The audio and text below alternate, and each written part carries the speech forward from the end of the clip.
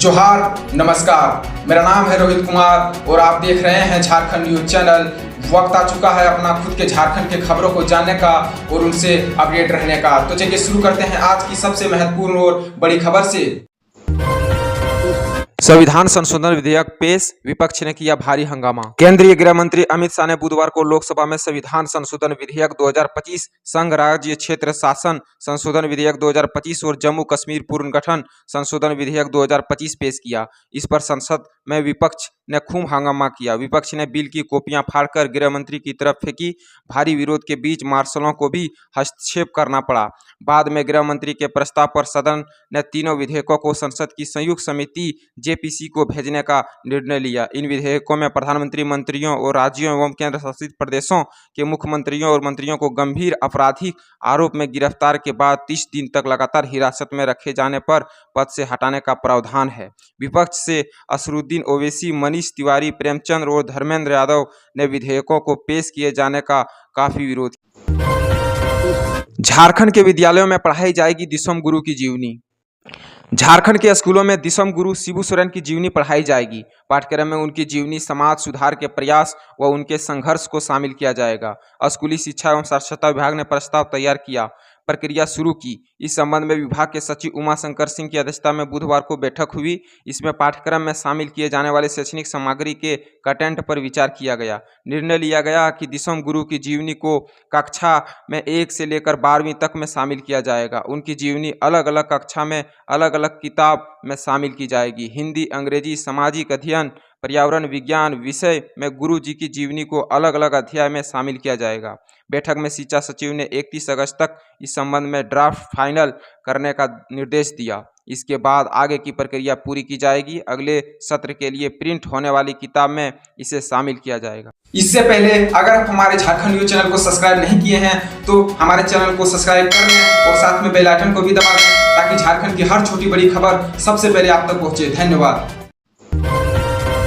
आज 11 जिलों में येलो अलर्ट जारी। राजधानी सहित 14 जिलों में कल बारिश की आसार। मौसम विभाग के अनुसार बंगाल की खाड़ी में बने निम्न दबाव के क्षेत्र के कारण 21 अगस्त को झारखंड के 11 जिलों रामगढ़, हजारीबाग, कोडरमा, गिरिडीह, बोकारो, धनबाद, जामताड़ा, देवघर, दुमका, गोड्डा, साहेबगंज और पाकुड़ में मध्यम से भारी बारिश हो सकती है। इन जिलों में येलो अलर्ट जारी किया गया है। राजधानी रांची में भी बादल छाए रहेंगे, मध्यम दर्जे की बारिश हो सकती है, जबकि 22 अगस्त को गढ़वा, पलामू, चतरा और लातेहार में भारी बारिश की संभावना है। इन जिलों में येलो अलर्ट जारी किया गया है। वहीं रांची, रामगढ़, हजारीबाग, कोडरमा, बोकारो, धनबाद, गिरिडीह, देवघर और जामताड़ा में गर्जन के साथ मध्यम दर्जे की बारिश हो सकती है। इन जिलों में येलो अलर्ट जारी किया गया है। 23 अगस्त को गुमला, खूंटी, सिमडेगा, पश्चिम सिंहभूम, गिरिडीह, देवघर, धनबाद, जामताड़ा और दुमका के कई इलाकों में मध्यम से भारी बारिश होने की चेतावनी दी गई है। 24 अगस्त को भी 13 जिलों में भारी बारिश की संभावना जताई गई है।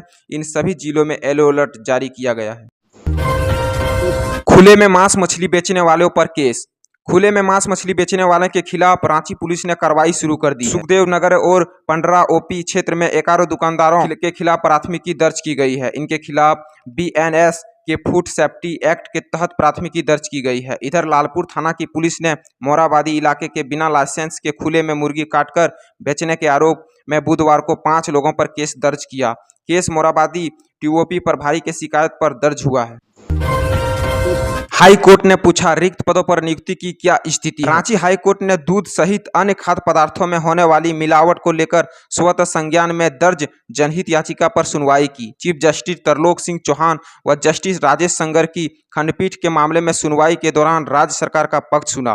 खंडपीठ के राज्य सरकार व झारखंड लोक सेवा आयोग यानी जेपीएससी को फूड सेफ्टी ऑफिसरों सहित अन्य रिक्त पदों पर नियुक्ति से संबंधित स्टेटस रिपोर्ट दायर करने का निर्देश दिया। खंडपीठ ने कहा कि सितंबर 2024 में दिए गए आदेश के आलोक में सरकार के स्तर में क्या कार्रवाई की गई है उसकी भी जानकारी दी जाए। मामले की अगली सुनवाई के लिए खंडपीठ ने 4 सितंबर की तिथि निर्धारित की। इससे पूर्व मामले के एमिकस क्यूरी अधिवक्ता पीयूष पोद्दार ने पैरवी की।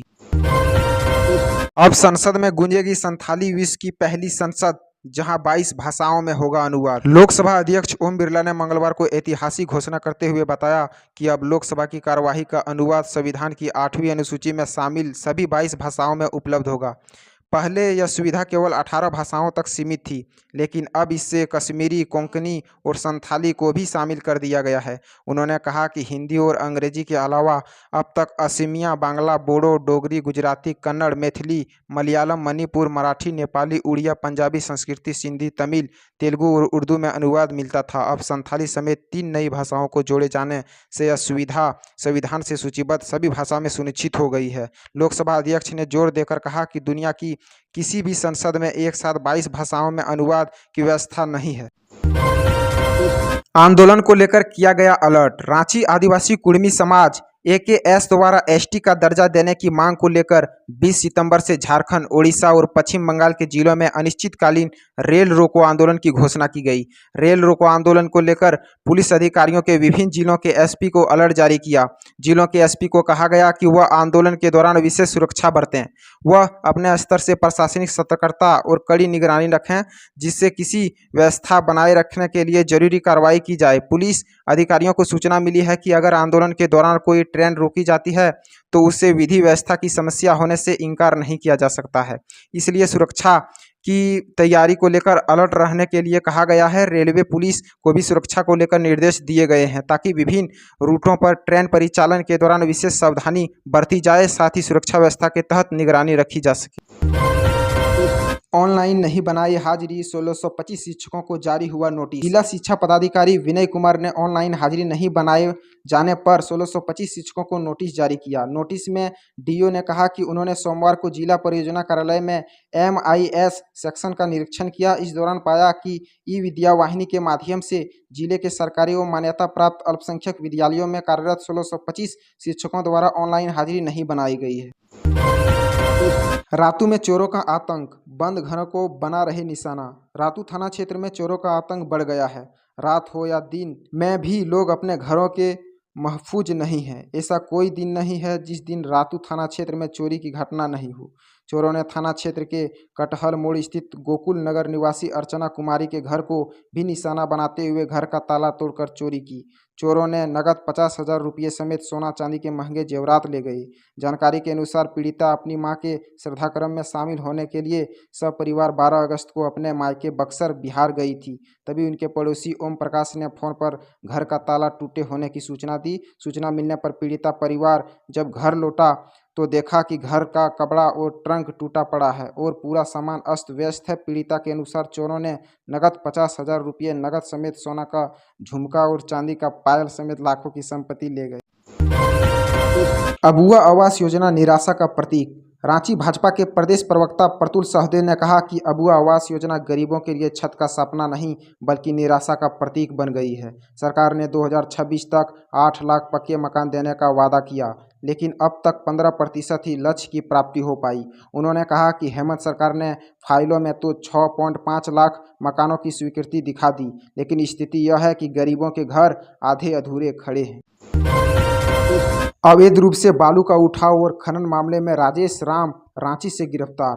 अवैध रूप से बालू उठाव और खनन से जुड़े मामले में भरकुंडा थाना की पुलिस ने राजेश राम को रांची में बरियातू से गिरफ्तार किया। वह भरकुंडा थाना कांड संख्या 96/21 का आरोपी है। भरकुंडा थाना प्रभारी निर्भय गुप्ता ने बताया कि गिरफ्तारी के बाद उसे कोर्ट में पेश किया गया, जहां से जेल भेज दिया गया। राजेश राम के कोलियरी पोड़ा गेट का रहने वाला है, जो लंबे समय से यह रांची के बरियातू स्थित एक फ्लैट में रह रहा था। उल्लेखनीय है कि बालू के अवैध कारोबार को लेकर राजेश राम के खिलाफ भुरकुंडा थाना में केस दर्ज वर्ष 2021 में हुआ था। 4 साल बाद पहली बार भुरकुंडा पुलिस ने मामले में कोर्ट के गिरफ्तारी वारंट लिया। राज्य में बिजली चोरी रोकने के लिए छापेमारी अभियान शुरू। राज्य में बिजली चोरी रोकने के लिए बिजली विभाग की टीम ने पुलिस के सहयोग से विभिन्न जिलों में मंगलवार से छापेमारी अभियान शुरू कर दिया है।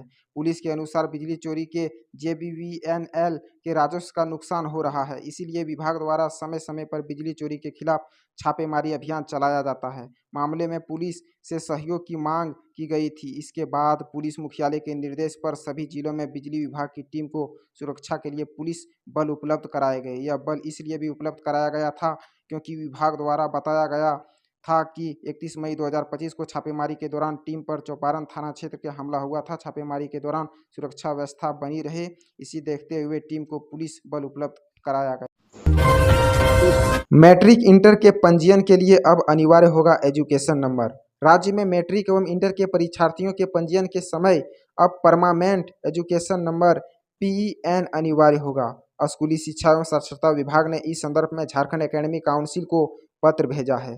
झारखंड एकेडमिक काउंसिल को भेजे गए पत्र में कहा गया है कि विद्यार्थियों के पंजीयन के समय एजुकेशन नंबर की जानकारी लेना अनिवार्य होगा। इसके लिए जैक को आवश्यक प्रक्रिया पूरी करने के लिए कहा गया है। उल्लेखनीय है कि परमानेंट एजुकेशन प्रत्येक विद्यार्थी का UDAIS के माध्यम से आवंटित 12 अंकों का एक यूनिक नंबर होता है, जिसके माध्यम से विद्यार्थी की रैंकिंग की जाती है। इसके माध्यम से विद्यार्थियों के नामांकन से लेकर उसके पूरे पठन पाठन की जानकारी ली जा सकती है।